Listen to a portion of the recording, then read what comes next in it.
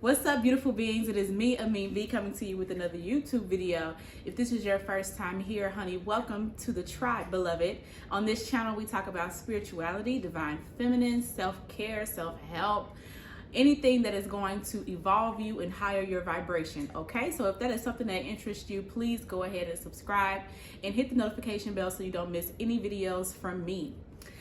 So today's video topic is a very exciting one. As some of you know, as some of you may not know, you may have not paid attention, I delivered my baby. So I am currently 3 weeks postpartum, and in this video I'm going to be talking about my positive birth story. I wanted to go ahead and share this only because I saw a lot of positive birth stories on YouTube, but I didn't really see any that were from Black women. So I wanted to go ahead and add my story to the bunch. So let's get right into it. My labor started, first of all, let me just say my birth experience was one for the books, okay?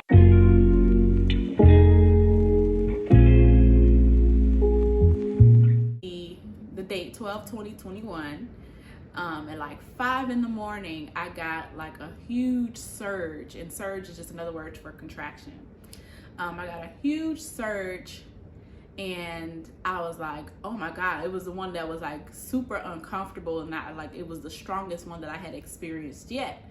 So intuitively, throughout that, before this happened, throughout the week, I had been seeing the date 12/22 everywhere, like an angel number. I don't remember what the angel number means particularly, but I'm thinking in my mind, okay, I keep seeing this date, that might be the day that he's born. So nonetheless, that morning I went around about my regular morning routine. I made breakfast, I did my meditation, I scrolled on Instagram for a little bit. I just was relaxing. Honestly, I was relaxing, and surprisingly enough, this was the weekend that my boyfriend was home from work, because he usually works on the weekends, but he was home. So we were just chilling, and I noticed that I just kept having surges. They weren't anything crazy, but unmanageable. I was able to talk through them, I was able to walk through them, I was able to just carry on about my regular day. But I noticed that they kept happening. So I said to him, I was like, you might want to go and put the car seat in the car, because that's one thing that we hadn't done yet. So I was like, you may want to go and do that, because these surges are not stopping. And anybody who's been pregnant before, you know, like you'll have a surge or a Braxton Hicks, and then it'll go away. But I was noticing throughout the day they weren't going away. They like kept happening every 30 minutes, every 45 minutes. Every 20 minutes. It was just like real spaced out and in between. So I'm like, okay, girl, like we're here. This is about to happen.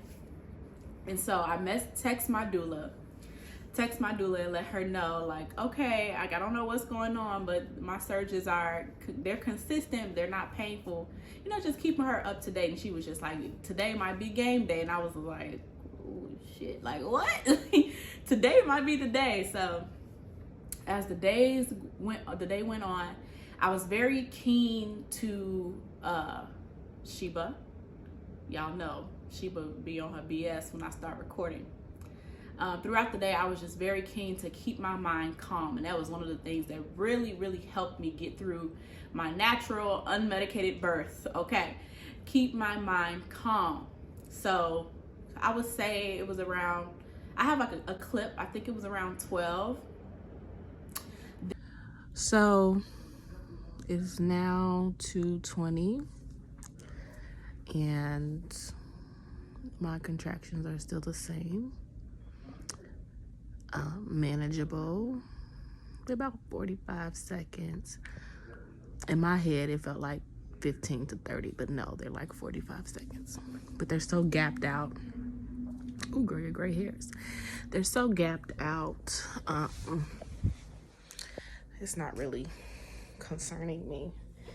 Got his bag packed, our bag packed, and honestly, I feel okay. I still feel collected. I'm gonna try and go for a walk to go get food, because I refuse to go this long without having any nutrition, especially I don't know what's going to be happening later on tonight. So make sure I get some food in me. Get into the glow, honey. Okay? Make sure I get some food in me, and then I'll just make another video to update myself and keep track. Then that's when I start to get uncomfortable. Again, I was still able to talk. I was still able to do what I needed to do. Nothing was really happening, but I was starting to get uncomfortable. Like, I would say in the beginning, I was able to just walk and talk and do whatever I wanted to do through the surges. Around the second half of the day, it was kind of like, okay, I needed to pause for a moment, catch my breath, and then do what I needed to do, continue to do what I needed to do. So the whole entire day, I was really just spending the day distracting myself and staying calm. That was really all my focus was. And then I would say around 5 or 6 o'clock, baby, things turned up a notch. Okay, things turned up a notch. My uncomfortable level went from like a 4 or 5 to about a 6 or a 7 on the scale. If I had to give it a scale, it was on a 6 or 7. And by this point, I had been laboring for 12 hours. So if I started at like 7 o'clock that morning, and it was like 7 o'clock in the evening, I was laboring for about 12 hours, and then started to get uncomfortable. And I won't say I regret. Although I'm happy that I spent the day distracting myself, I do regret not resting earlier on in my labor, because by this time, 7, 8 o'clock, I'm getting delirious. I'm getting tired. Like, I wanted to lay down, and it was so uncomfortable to lay down. It was so uncomfortable to sit down. Like, my body wouldn't allow me to really just sit in any position. And this is the point where I should have called my doula, but I didn't. Again, I really didn't think that I really didn't think that I was gonna have my baby as soon as I did. And so again, we're just laboring. It was put on some, as I was like, things were getting uncomfortable. I don't know what came over me, but the song by Gucci Mane and Nicki Minaj, and it's another rapper, called It's Easy. And I was just like, I need to put that song on, because I need to keep telling my mind. And I hadn't listened to that song in years, y'all. Like, when I say years, I hadn't listened to that song probably since it came out.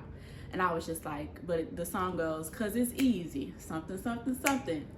'Cause it's easy. And I was like, okay, that's a perfect song. Spirit gave me that song at the perfect moment, because I was like, I need to get through this. And so I turned on the music, and I just danced my way. I literally danced my way through those surges for about an hour time. I turned on the lights were off. I turned on the lights. I pretty much set up like a club atmosphere. I turned on the lights. I turned on like my colorful lights.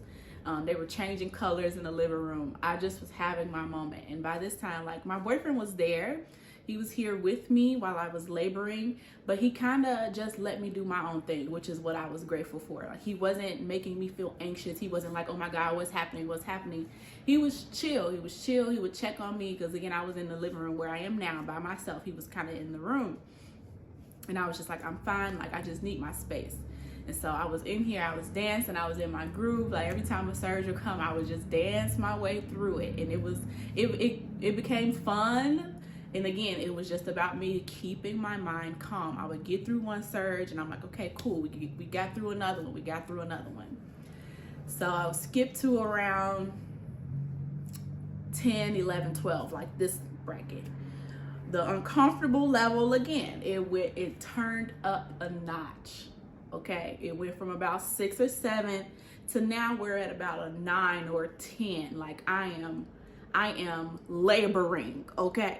Like, I am in labor. I am in the trenches of labor, into the thick of it, in labor, okay? And at this point, I'm like, okay, what are my comfort measures? Like, what are the things that I discussed with my doula? Again, at this point, I probably should have called my doula over. I did not. Again, my main focus was just to get through the surges. So I got in the shower, I got in the shower, I turned on the water. I was starting to experience like some real heavy back labor. My back was so uncomfortable. Like my back was just screaming at me. So I stood in the shower for about 30 minutes.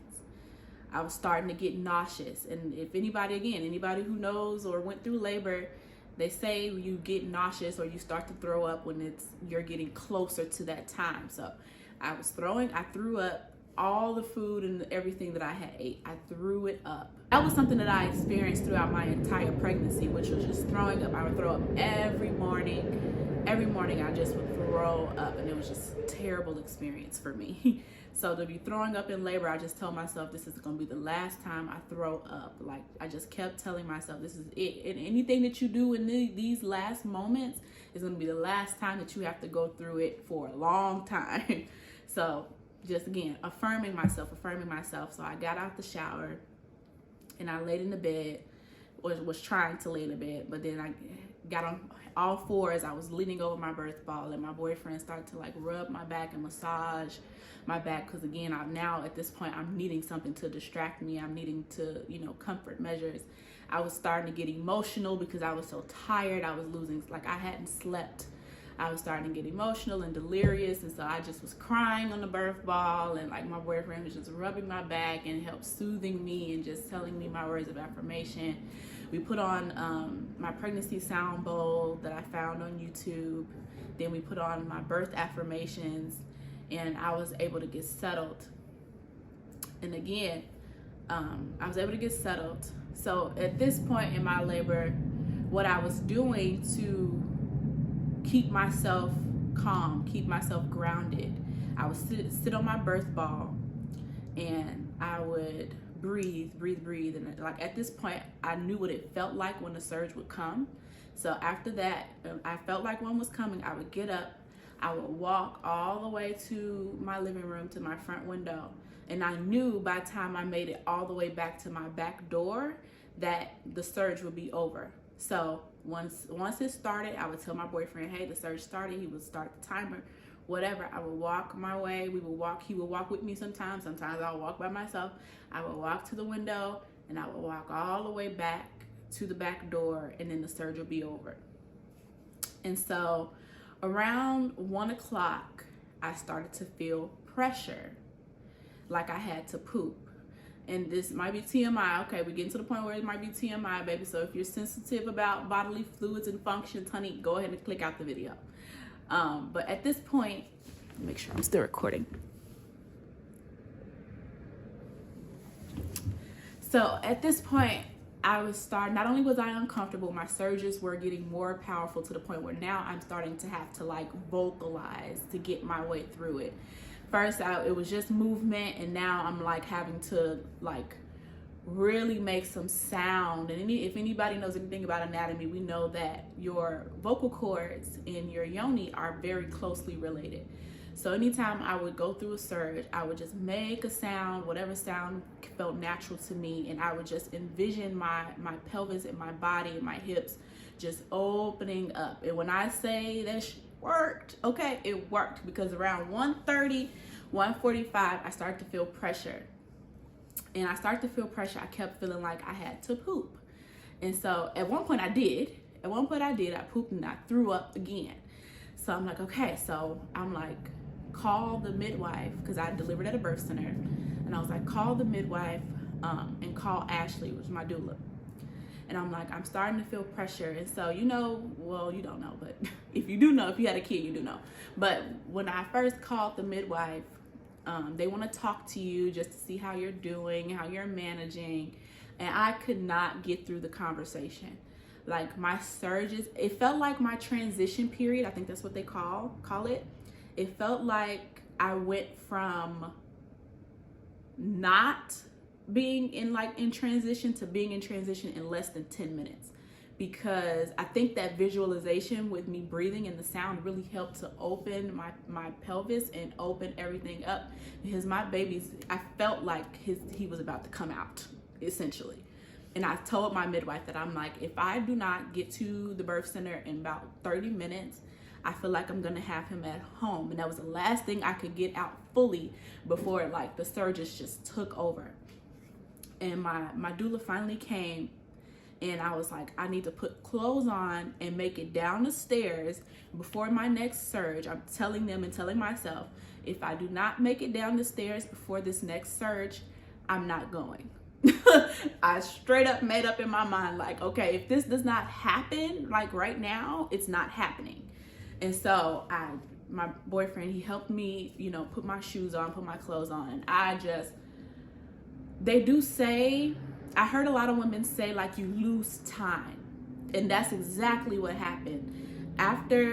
When I got into this stage of labor, it's like I lost time. Only way I kept up with time is that and so she was here with me. I think I got through like 2 contractions, and she was here, she was helping, they both were helping me. And I opened the door, and I live on the 2nd floor of my condo. I opened the door, I made it down the stairs. And when I made it down the stairs, it was like the biggest surge that I had. Okay, it was the biggest surge. And all I could remember, and mind you, it's December in Chicago, so it's cold. All I could remember from that moment is I turned to the door downstairs, and I remember like the ice, like it was literally ice on the door handle, and I put my hands on the handle and I just breathed through the surge. And at this point, again, it's close to 2 a.m. in the morning, and I'm just howling. Okay, I'm howling to the top of my lungs in the middle of the street at 2 a.m. on the Chicago morning. And I did not care, because I'm like, I had to vocalize. I had to move the energy some type of way. We finally get in the car. The birth center is about 20 minutes away. And I'm like just holding on. And as I'm sitting there, again, I can just feel the descending. I can just feel his head just coming down, coming down. But again, I didn't know. I had no idea. This is my first baby, so I had no idea things would happen as fast as they did. Finally get to the birth center. They test me for the cooties. And my doula helped me. They were like, oh, my midwife and my doula helped me to the bathroom. And they're like, okay, we want you to use the restroom before we give you your cervical check. So I go and I sit on the bathroom. I didn't have to use the restroom. And so when I stood up, sploosh, my water had broke everywhere. My water had broke. And so my doula was just helping me to the bathroom. My boyfriend at the time, he was in the hall calling our parents, calling his mom, calling my mom, my parents, whatever, trying to get them there. But of course, it's 2 a.m. in the morning. Nobody's answering their phone. Everyone in their mind, including me, was thinking that the baby would be born in the morning the next day. It was the morning, but it wasn't fully the next day. And so my water broke. And so they laid me down. They were like, okay, we're going to do your cervical check right now. When they laid me down, my midwife was like, oh my God, like the head. And I was like, huh? And they screamed. They called my boyfriend in the room. They're like, Dave, call him in the room. And before I knew it, y'all, like my son was on my chest. He was here. And it was one of the most blissful moments. When I say I felt like it's gonna make me cry, I felt so powerful. I felt so in love. It was just an indescribable moment. Like, I feel like if I made it through birth, like there's nothing that I can't fucking do, period. Like there's nothing that I can't do. And like I said, it just happened so fast. It happened so fast. And my doula was like, we weren't even here 15 minutes. Like, she was like, you pretty much labored and did everything on your own. And I was like, yeah, I guess I did. And I have this notion or this thought that maybe this is something that in like a past life that I've done before, because when I first found out I was pregnant, I was like, okay, like this is what we're doing. And throughout my entire pregnancy, I had no fear I had so much confidence, and I'm like, I don't want this to come back and bite me in the ass. Like, I don't want to feel like, okay, I got this, I got this, I got this, and then when it's time, you're in shambles, right? And so I'm like, something in me, I feel from like my past life, I really tapped into that energy. And there are women in my family who've had 13 children, 14 children. And so something about my lineage and childbirth specifically feels very empowering for me. And so yeah, y'all, that is the story. My baby boy is here. He was born 12/21/21 on the winter solstice. He is a Sagittarius Capricorn cusp, okay? And we love him. We love him so very much. He's a charmer like his dad. He looks nothing like me. Okay, that's the first thing. He looks nothing like me, but he is so handsome and so lovable. He just smiles. He's a beautiful baby, and we are so happy to have him. But yeah, y'all, that's my birth story in a nutshell. And let me know in the comments if you're a mother or a parent, what was something that was unexpected for your birth story. Please do tell me in the comments, and any wisdom that you have about new parenting and all of that jazz. I'm always open to any positive reinforcement, feedback, conversation, all of that. So if this is something that you enjoyed, please do, again, subscribe and stick around. Share this story with any pregnant mama that you may know who needs to hear a natural birth, positive story. So many times we hear so many tragic stories, and I just wanted to insert mine as a positive story to share. So if you are a mama out there watching this video, I'm sending you so much love and strength, and believe me, baby, you can do it, okay? You can do it. You absolutely can, because there's many, many, many women who've done it before you, and if it was that bad, trust me, nobody would ever do it again. Okay, so I'm sending you all so much love and light on your journey, and I will talk to you guys in another video. Mwah.